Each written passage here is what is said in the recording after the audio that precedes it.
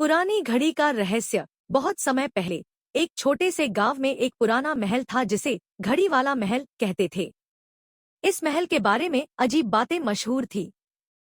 कहते थे कि महल की घड़ी रात के 12 बजे खुद ब खुद बजती है और उसकी घंटी सुनने के बाद कोई भी वहां ज्यादा देर तक नहीं ठहर सकता था। गांव के लोग उस महल के पास जाने से डरते थे, लेकिन एक दिन 4 दोस्त आर्यन, सीमा, राधा और कबीर ने उस महल की सच्चाई जानने का फैसला किया। वे चारों बहुत बहादुर थे और भूत प्रेत की कहानियों पर ज्यादा यकीन नहीं करते थे। रात का समय था, आसमान में बादल घिरे हुए थे और ठंडी हवा बह रही थी। चारों दोस्त एक एक कर महल के अंदर घुसे। महल का मुख्य दरवाजा खुद ही चरचराते हुए खुला, मानो कोई उनका स्वागत कर रहा हो। अंदर अंधेरा था, केवल एक पुरानी मोमबत्ती जल रही थी जो हवा में हिल रही थी। महल की दीवारों पर पुराने राजा रानियों के धुंधले चित्र लगे थे जो घूरते हुए लग रहे थे। आर्यन ने कहा, यहाँ की घड़ी का रहस्य हमें आज ही पता करना होगा। वे सब उस बड़ी घड़ी की ओर बढ़ने लगे जो महल के बीचों बीच एक ऊंचे स्तंभ पर लगी थी। घड़ी बहुत पुरानी थी और उसकी सुइयां जैसे किसी अदृश्य शक्ति से चल रही थी। जब घड़ी में रात के ठीक 12 बजे अचानक घंटी जोर से बजने लगी। चारों दोस्तों ने डर के मारे एक दूसरे का हाथ पकड़ लिया। तभी महल के अंदर एक तेज हवा चली और चारों ने देखा कि उनके सामने एक धुंधली आकृति उभरने लगी। यह आकृति एक पुराने समय के राजा की थी, जो बहुत ही गंभीर और डरावने चेहरे के साथ उनकी ओर बढ़ रहा था। तुम लोग यहाँ क्या कर रहे हो? राजा की भयानक आवाज गूंजी। सीमा ने कांपते हुए कहा, हम यह जानने आए थे कि आपकी घड़ी क्यों खुद ब खुद बजती है।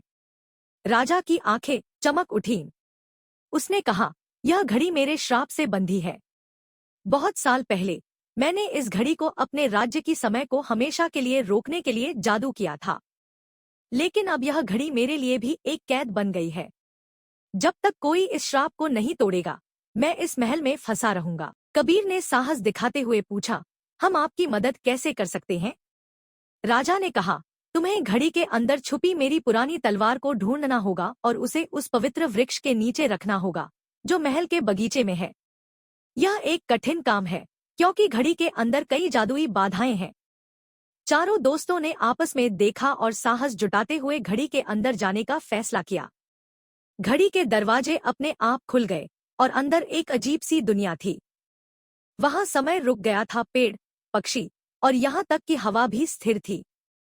हर कदम पर जादुई जाल बिछा हुआ था, जैसे कि एक जगह पर कदम रखते ही नीचे से एक गहरी खाई खुल जाती थी। लेकिन चारों दोस्त अपने साहस और एकता से इन बाधाओं को पार करते गए।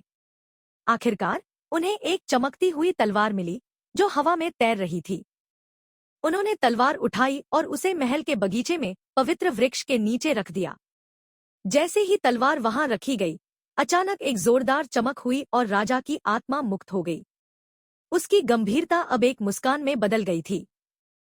तुमने मुझे श्राप से मुक्त कर दिया है, राजा ने कहा। अब इस महल पर कोई डर नहीं रहेगा। तुम सबने बहादुरी से इस रहस्य को सुलझाया। महल की घड़ी अब स्थिर हो चुकी थी और गांव के लोगों के बीच भूत प्रेत की कहानियां हमेशा के लिए खत्म हो गईं। चारों दोस्तों ने अपनी साहसिक यात्रा से सीखा कि डर का सामना करने से ही सच्ची विजय मिलती है।